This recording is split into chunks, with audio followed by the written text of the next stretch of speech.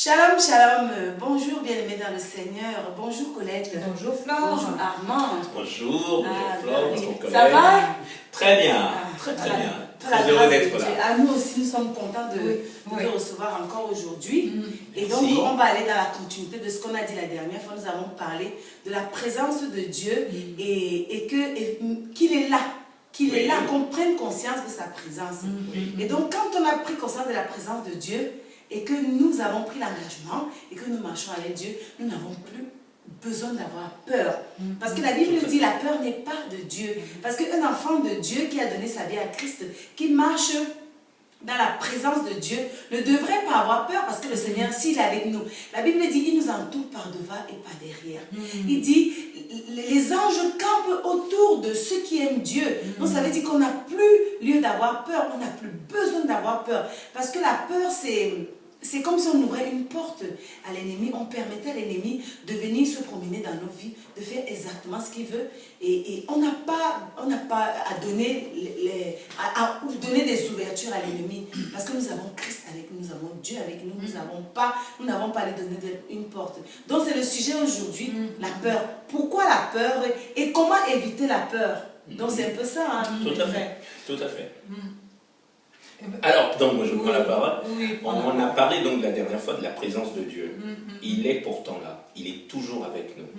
Une fois qu'on a pris cette conscience de la présence de Dieu dans notre vie, il nous arrive, nous tous, on ne peut pas dire que personne n'a subi cela dans sa vie, nous tous nous sommes passés par des périodes où nous avons eu des frayeurs, des peurs, la peur de ne pas pouvoir, la peur de ne pas arriver à faire quelque chose.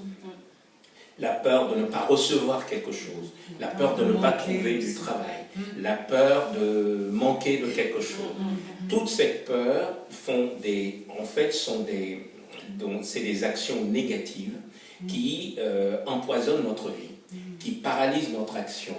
Et quand on a la confiance, quand on avons parlé la dernière fois du fil, quand on est campé sur un fil, qu'on tient bien, qu'on a une fidélité et qu'on sait qu'on n'est pas tout seul, pourquoi aurions-nous peur? Nous sommes libérés.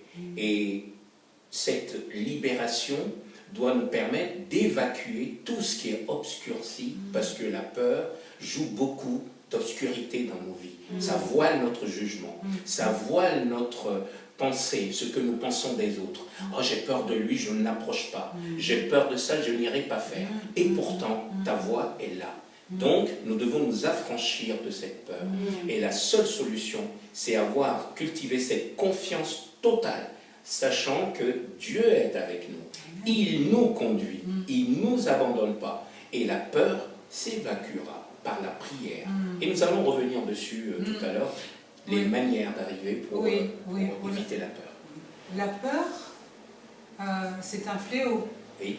La peur nous gagne, nous guette à chaque tournant de notre vie. Oui. La peur est une frayeur qui nous bloque, qui nous paralyse.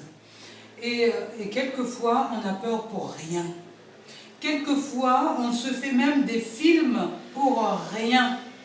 Je vous donne une fois, on était allé visiter une famille avec qui on a prié, avec qui vraiment on a eu des moments extraordinaires.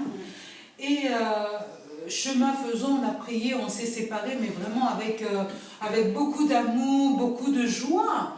Et nous sommes des êtres qui travaillons, nous avons une vie de famille, des enfants, le travail. Et j'avais pas renoué avec eux, je les avais pas appelés. Et puis j'ai appris que ces personnes, qu'ils étaient de plus en plus mal. Et j'étais là, mais mince, mais comment je vais faire? Il faut que j'y aille, mais comment j'appelle comment Et je commençais finalement à me faire des peurs, en me disant, mais si j'y vais, et puis s'ils ne m'acceptent pas, et puis si, et puis si, et puis si. Mais tout un film. Je me suis tourné tout un film dans ma tête en me disant, mais oh là là, je ne les ai pas appelés, je ne les ai pas suivis, oh là là, s'il arrive, si c'est à cause de moi. S'il arrive ça, mais peut-être que ce que même j'ai dit, c'est à cause de ça que maintenant la maladie est devenue encore pire. Jusqu'où les pensées de la peur peuvent nous arriver, et peuvent bloquer en fait, parce Parce que quand, au final, on s'est dit, bon, bah, allez, on y va. Je suis repartie voir cette famille. Oh, et ils m'ont accueilli. Oh, j'étais là, oh mon Dieu. Et on a encore prié, et on a encore donné, et on a encore apporté de l'amour, de la présence de Dieu. On a partagé ensemble. Et tout ce que je pouvais avoir peur, ben voilà. C'était des fixations, un cinéma pas possible. Alors que les personnes qui m'ont accueilli à bras ouverts, ils m'ont accueilli avec un tel sourire, une telle joie. Et voilà ce que l'on peut perdre. C'est pour ça que le Seigneur nous demande de nous revêtir des armes spirituelles. Oui. Parce que si on a les armes spirituelles, on peut contrôler les pensées. Oui. Parce que là, on peut contrôler les pensées. Parce que la peur, c'est beaucoup aussi dans les pensées. Hein. C'est là la que peur vient dans les pensées. L'ennemi vient, il commence à nous infliger, enfin, à nous insuffler des pensées négatives, des pensées. Et c'est comme ça qu'on va dans des délires pas possibles. La peur, c'est quelque chose de néfaste pour nos vies. La peur peut construire des étages, des étages, des films entiers. Donc il faut éviter la peur. Parce qu'après la peur, il y a d'autres choses qui suivent. Parce que dès qu'on a ouvert la porte à la peur, eh bien, les autres esprits débarquent. Parce qu'ils ne viennent jamais seuls. Ils viennent toujours avec leurs cousins, leurs frères et tout. Et c'est comme ça qu'on on commence à détester les gens parce qu'on a eu peur de si, on commence à penser mal des gens, on ne leur parle plus, juste par peur. La peur pour nous faire faire. Et la personne à côté ne comprend rien, elle ne sait rien, n'est au courant de rien. Mais nous, on s'est fait des idées sur les gens. Ou même des situations. Des situations où on imagine que effectivement, si je laisse faire cette chose, ça va être tellement une catastrophe que je ne vais pas pouvoir gérer. Et c'est une peur de se dire, ah ben non, mais là, ma fille qui joue partout, qui met ses jouets partout, je dis, oh, toi là, tu me ranges tout de suite ça parce que j'ai peur que tu m'en mettes partout. Alors que non, qui dit qu'elle va en mettre partout? Donc, c'est se dire non, ne pas craindre quelque chose qui n'existe pas, qui n'arrivera peut-être pas. C'est ça qu'il faut rester positif. Il faut rester positif, c'est vrai. Il faut relativiser notre vie. Et parce que la peur est un sentiment, c'est une énergie. C'est une énergie négative. Une énergie négative qui vous enferme, qui vous bloque en vous-même, qui vous empêche de vous découvrir, de vous ouvrir aux autres et vous empêche de vivre votre vie. Combien de gens sont enfermés en eux-mêmes, ne veulent plus connaître les autres parce qu'ils ont peur d'être empoisonnés, ils ont peur d'être ceci, ils ont peur de vouloir les autres, ils ont peur de me critiquer. Oh, si je vais là-bas, ils vont me parler de moi. Si je fais ça, ils vont dire ceci. Et donc, la vie se rétrécit, jusqu'à des catastrophes, puisque après, à cause de la peur, nous allons mettre en place des défenses qui sont dans le monde, je vais dire, spirituel ou d'un spirituel sombre. On va aller à l'encontre, diabolique, c'est parce qu'il me veut du mal que je vais me protéger. Et donc, ça ouvre la porte à des choses extraordinairement graves. Si nous voulons vivre notre vie sainement, simplement, le Seigneur ne demande pas beaucoup de choses. Il demande simplement une simplicité et une disponibilité de notre esprit. Enlevons-nous, Seigneur Jésus l'a toujours dit, enlevez-vous tous vos poids. Vous êtes libre. Vous êtes libre. Notre liberté est la première chose qui est notre fortune. Cette liberté nous permet de choisir la voie de la lumière, nous permet de choisir, de marcher clairement, sans état d'âme, sans... Je ne dis pas que j'ai peur, tout le monde a peur. Tout le monde a peur à certains moments. Mais avec la présence de Dieu, que nous avons évoqué tout à l'heure et que nous reprenons, nous disons non, il est avec moi, de quoi aurais-je peur? Qui peut me faire du mal, puisqu'il est avec moi? Et si nous avons cette confiance, la peur s'évanouit. C'est un point. C'est un poids. C'est un poison. C'est un poison. Parce que ça détruit l'organisme, Parce que tu vas tellement avoir peur que tu vas te miner. Oui, Tu vas te faire de la bile. Ton sang va bouillir. Oh, c'est parce que, oh là là, il y a des gens, oh là là, il y a des gens qui se font des ulcères d'estomac à cause de la peur. Et même plus loin, la peur fait passer, des gens passent par la fenêtre à cause de la peur. Oui, oui. La peur, Oui. ça amène des angoisses. Le Et le stress entraîne le cancer. Eh oui. Et c'est comme ça que ça va plus loin, jusqu'à la mort. Eh bien oui. Eh oui. Quelqu'un peut passer par la Vraiment, fenêtre oui. parce qu'il a peur. Il a peur. Parce qu'il a vu quelque chose dans sa chambre. Parce qu'on lui a dit, alors là, c'est plus possible, j'ai tellement peur de lui que je ne veux pas le voir, je ne veux pas l'affronter. Et on fait des actions, on a des actions. Et cette peur est souvent maintenue, soutenue par les mauvaises personnes, par les mauvaises actions, par le monde qui nous environne, par tout ce qui peut nous détruire. Et si nous ne prenons pas garde, ces choses arrivent dans nos vies d'une manière insidieuse, rentrent dans notre vie par un truc très simple, une photo mise sur Facebook, par les réseaux sociaux qui font tellement de dégâts au milieu des jeunes. Et ça, c'est un cas, il faudrait peut-être qu'on fasse une émission dessus, sur les réseaux sociaux, maintenant qu'on en parle. Il est en train de nous donner un nouveau rendez-vous et nous disons oui, amen, oui. Il y aurait beaucoup de choses à dire, parce que beaucoup de gens ont donné leur vie au diable et aux personnes mal intentionnées et regrettent, hélas. Et c'est parfois trop tard. Donc, il faudrait peut-être qu'on y arrive, parce que la peur passe par tous les moyens pour détruire. Son but, c'est de détruire. Des fois, même, on donne nos vies, pas forcément même aux gens mal intentionnés et au diable. Des fois, on donne nos vies aux gens qui sont comme nous. C'est-à-dire qu'on va se confier à des gens qui sont dans la même situation que nous, dans la peur. Et forcément, on va se communiquer la peur. On va juste se retrouver dans la peur tous ensemble. Et d'autres personnes ne sont même pas forcément dans la peur, mais sont dans l'ignorance de la présence de Dieu. Ils sont des... Comme la Bible dit, mon peuple périt par manque de connaissances, des ignorants. Donc tu as en face de toi quelqu'un qui est ignorant et qui des fois aussi a peur, et tu vas lui soumettre ton problème, tu vas lui dire voilà, j'ai ci, j'ai ça. Qu'est-ce qu'il va te donner comme conseil?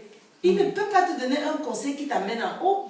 Il va juste se mettre à ta place et se dire, ah, si ceci t'arrive, mais moi je pense que je ferais mieux, moi je ferais ça, moi je ferais ça. Et tu tombes en face de quelqu'un qui n'a pas la connaissance de ça. Vous allez entretenir l'énergie négative. C'est pour ça qu'il faut, quand on a des peurs, chercher des gens qui ont la connaissance de la parole. Des gens qui ont vraiment la connaissance de la parole, ceux qui peuvent nous aider à sortir de notre situation, de nos peurs, ou à nous faire comprendre la situation dans laquelle on est et nous rassurer pour qu'une reconstruction se fasse et une restauration. Je pense que c'est la meilleure façon à faire, c'est de chercher les bonnes personnes. C'est pas de chercher le voisin, la première personne qui se présente. Non, c'est de chercher la bonne personne. Pour qu'on reçoive le bon remède, la bonne démarche à suivre quand on est dans la peur. Tout à fait. Donc c'est un peu ça. La peur empêche à l'Esprit Saint de se mouvoir. La peur empêche à l'homme de grandir, d'aller de l'avant. Lorsque on est chrétien, on va parler des chrétiens, on a la connaissance de Christ qui est là en continu, en permanence. Nous savons que Christ est parti et il n'est pas parti sans nous faire un cadeau exceptionnel. Le cadeau exceptionnel qu'il nous a fait, c'est de nous laisser le Saint-Esprit. Moi je dis toujours, lorsque le cœur que nous avons n'est pas en paix, on doit s'interroger. Parce que le cœur est notre baromètre. Le cœur est l'organe par lequel le Saint-Esprit parle continuellement. Si nous ne sommes pas à l'écoute de notre cœur, nous ne pourrons jamais écouter le Saint-Esprit. Parce que la peur, lorsqu'elle pénètre les cœurs, si c'est une peur qui est logique, parce que nous avons fait quelque chose, par exemple, moi je peux me dire, ah ben mince, j'ai oublié d'éteindre le feu sous ma marmite. Je me dis, waouh, comment je vais venir trouver la maison? Ok, là, je peux me permettre d'avoir peur parce que je sais que là, oui, j'ai fait un acte qui peut être dangereux pour ma vie. Donc là, la peur, elle se justifie. Hein? Et donc, étant conscient que là, c'est moi qui ai créé cette situation et qu'à travers cette situation, je risque d'être dans de mauvais draps, je prends conscience. Je peux avoir une peur, mais cette peur, elle ne doit pas perdurer, elle ne doit pas durer. Je dois résoudre la situation pour que la peur soit calmée, pour que la peur soit enlevée. Mais lorsqu'une situation vous tombe dessus et que vous ne savez même pas d'où est-ce qu'elle vient, il n'y a pas lieu d'avoir peur. En cela, je dis, vous devez vous interroger. D'où vient cette peur? Parce que sachez que l'ennemi rôde. Je suis désolée, hein, de dire les choses, mais c'est ça. L'ennemi rôde. Il ne rôde pas, de la même façon sur les personnes. Lorsque les personnes aiment Dieu, lorsque les personnes ont décidé de se mettre en conformité avec Papa, God, eh ben, l'ennemi aussi est debout. Et l'ennemi, il va venir nous tracasser. Il trouvera tous les moyens pour nous tracasser. Et cet ennemi est bel et bien là, parce que Jésus nous a dit de résister. Pourquoi il nous a dit de résister s'il n'y avait rien à résister? Parce qu'il savait, il sait très bien que dans le monde où nous sommes, nous allons avoir des coups de bâton et des peurs.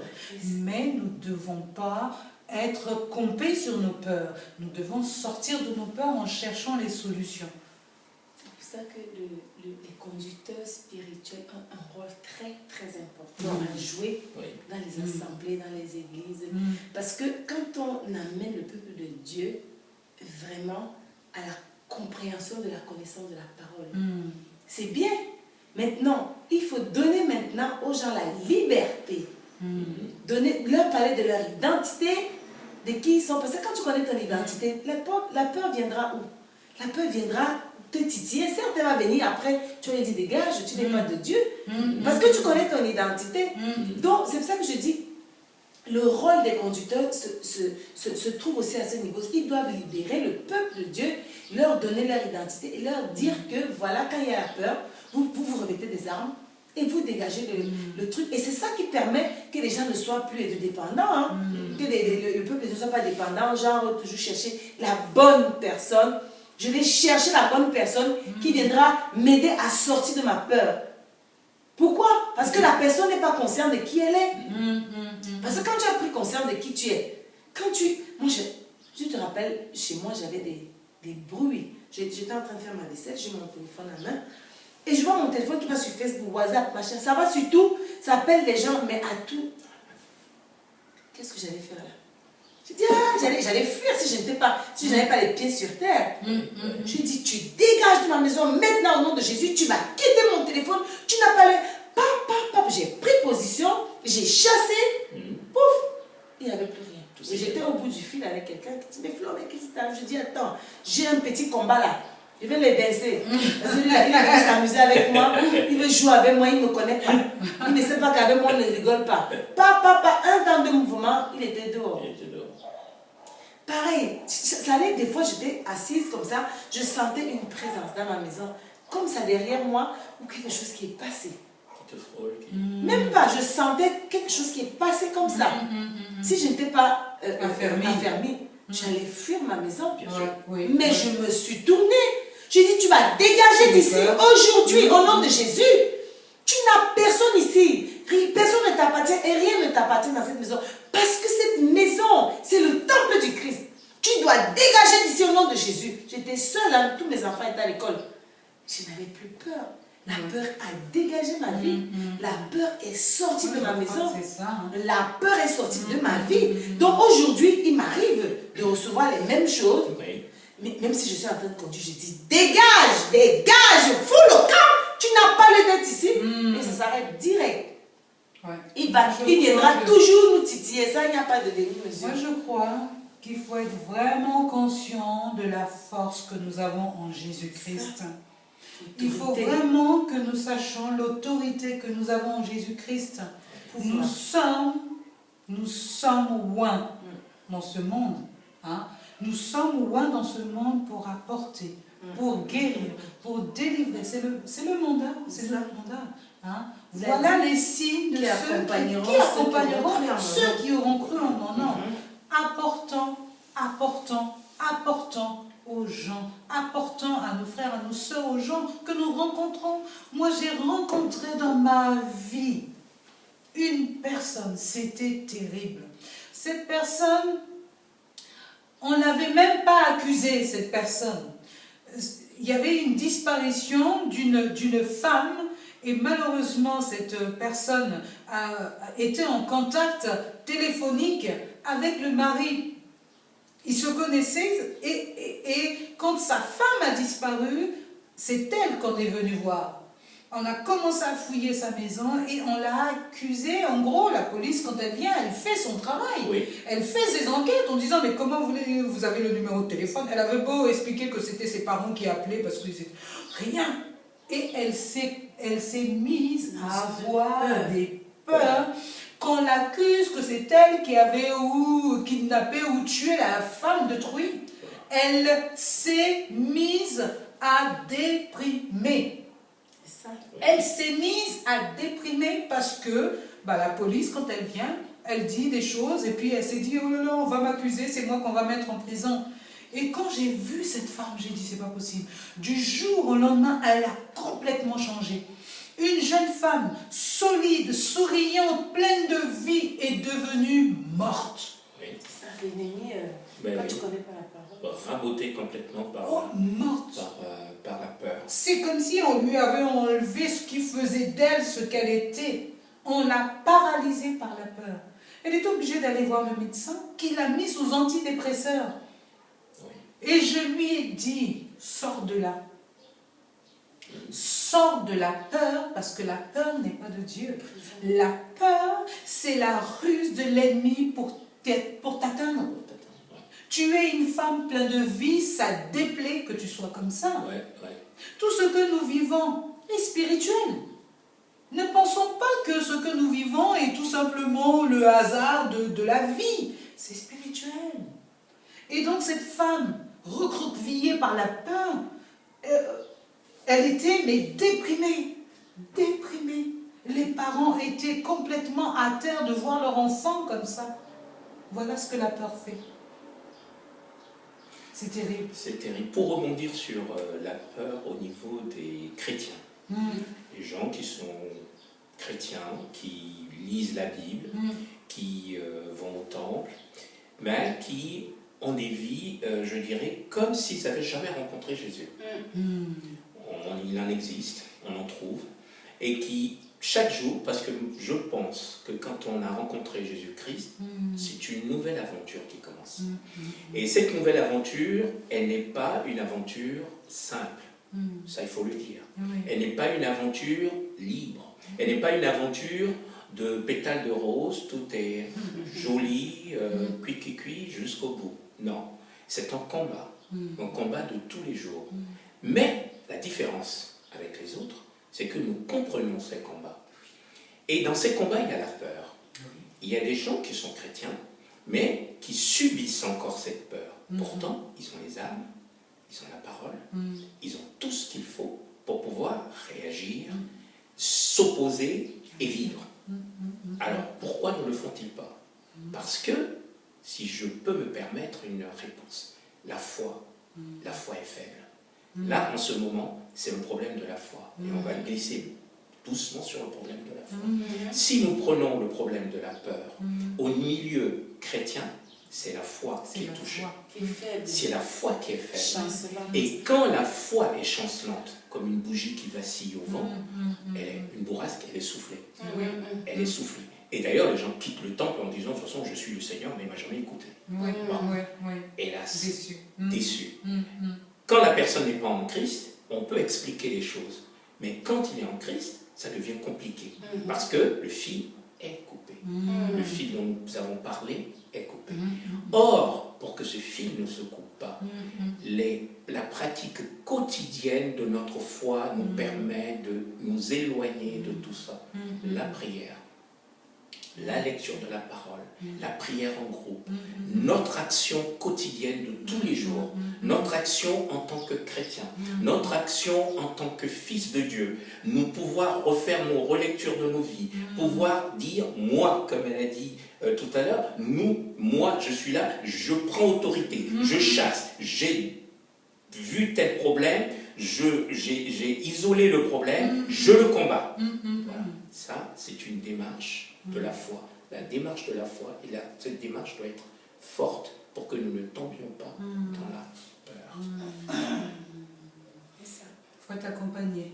Il faut être accompagné. Il ne faut pas être seul. Non. Hein? C'est pour ça que le Seigneur nous met en communauté. Exactement, pour c'est ça. que frères et sœurs, nous appelons frères et sœurs, ce n'est pas pour rien. C'est pas en faisant la bise le dimanche matin et après on repart. C'est ça. Non. C'est notre engagement quand on a suivi le Christ, c'est que nous sommes rentrés dans un corps et nous faisons tous partie d'un corps. Et ce corps, si tu as un bout de panari au bout d'un pied, eh ben, c'est tout le corps qui est mal. Donc si mon frère est mal et qu'il n'a pas mangé, je suis mal. Et c'est comme ça que la peur peut quitter, parce que je me lève, j'ai peur, j'appelle Colette, j'appelle Flore, il y a quelque chose qui m'arrive, ma soeur peut prier, ma soeur peut voir clair en moi, et on peut avancer. Et donc il ne faut qu'une chose, exhorter à prier, à rester dans la foi, à renforcer notre foi, et que nous ayons notre communauté très forte. Amen. Moi, je voudrais dire à ceux qui nous écoutent, là, c'est vrai que nous parlons des chrétiens qui peuvent être habités par la peur, mais je sais aussi que ceux qui ne connaissent pas Dieu sont aussi sur cette terre, et sur cette terre, nous sommes logés à la même enseigne. Il n'y a pas de gens qui soient en dehors de ce monde, tout va bien, alléluia, non. Et on a toujours besoin de quelqu'un, on a toujours besoin de quelqu'un à côté de nous.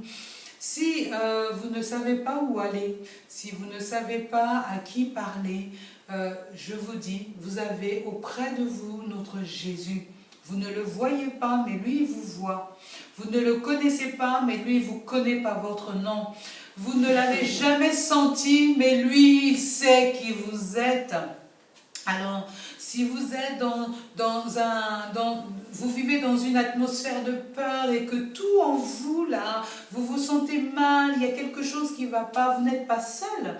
Vraiment, je peux vous assurer que l'Esprit de Dieu, que Jésus nous a laissé, est là au milieu de vous. Il est là avec toi aujourd'hui.